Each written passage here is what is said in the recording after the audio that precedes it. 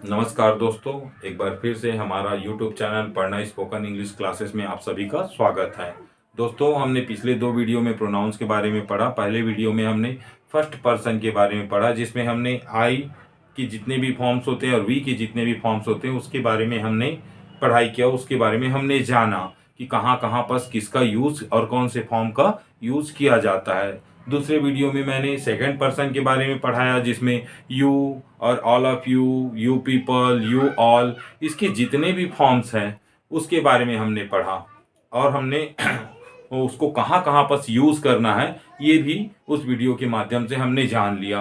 अब बारी है थर्ड पर्सन की। अब हम स्टार्ट करने जा रहे हैं थर्ड पर्सन का डिटेल कि इसको कहाँ कहाँ पर यूज़ किया जाता है और कैसे यूज़ किया जाता है। तो थर्ड पर्सन के अंदर बेसिकली ही, सी, इट और दे करके आता है।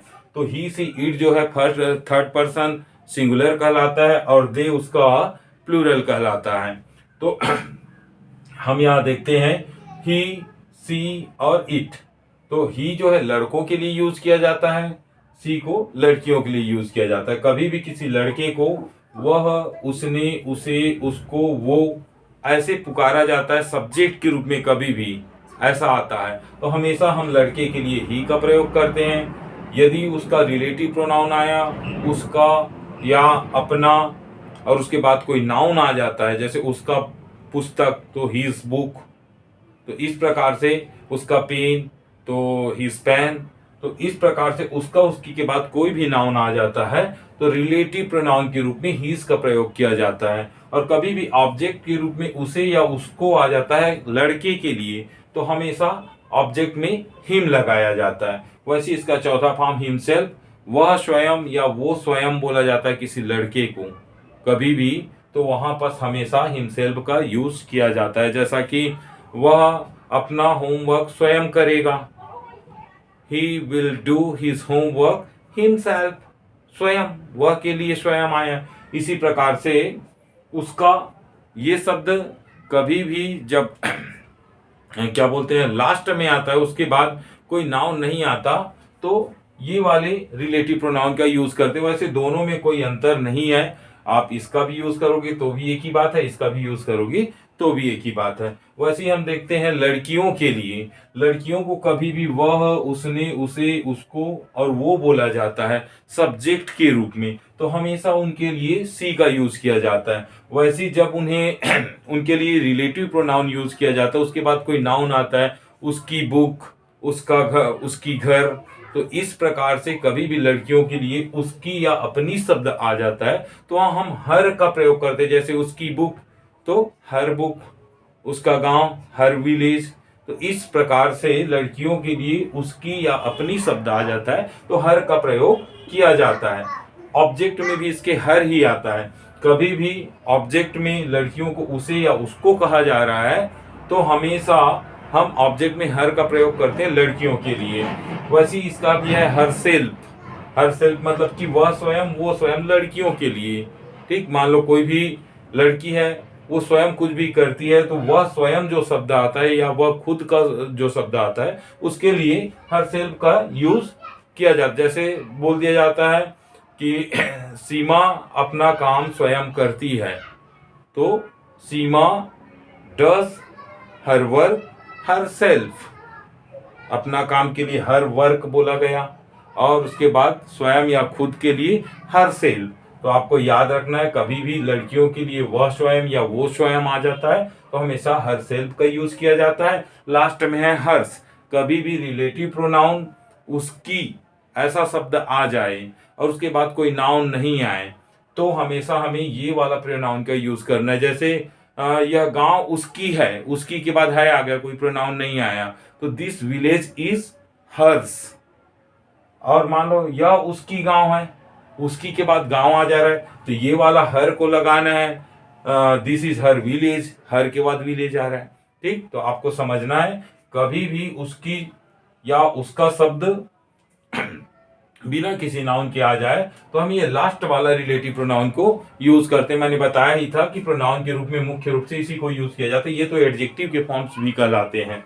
वैसे ही कोई भी सूक्ष्म वस्तु होता है, सूक्ष्म जीव होता है या कोई वस्तु होता है, उसके लिए उसे हमें वह, उसे, उसको, यह, इसे, इसको, वो, ये सभी रूप में जब हम उसको सब्जेक्ट के रूप में पुकारते हैं तो हमेशा उसके लिए इट का यूज किया जाता है। वैसे यह के लिए दिस का भी यूज करते हैं, वह के लिए दैट का भी यूज करते हैं, लेकिन बेसिकली इस प्रोनाउन के आधार पर इट का भी यूज किया जाता है। जब उसी वस्तु का या कोई सूक्ष्म जीव है उसका, उसकी जब उसे बोलते हैं या अपना अपनी बोलते हैं तो हमेशा इट्स का प्रयोग किया जाता है। इसका भी ऑब्जेक्टिव प्रोनाउन इट ही होता है, जैसे यू में होता था यू, योर, यू, वैसी इट, इट्स, इट।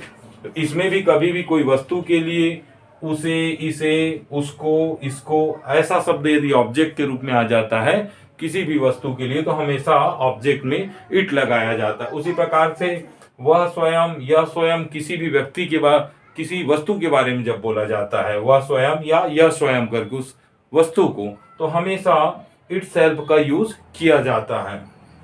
वैसी इट्स इसके पांचवा फॉर्म है। जब उसके बाद में कोई भी उसका, उसकी शब्द आ जाए और वहां पर कोई नाउन नहीं आता है तो ये वाले प्रोनाउन का यूज किया जाता है उसका, उसकी के लिए। ये तो हो गया थर्ड पर्सन सिंगुलर के बारे में डिटेल। ये तीनों ही, सी और इट तीनों जो है थर्ड पर्सन सिंगुलर के अंडर आता है, और दे जो होता है या दे पीपल ये थर्ड पर्सन प्लूरल के रूप में आता है।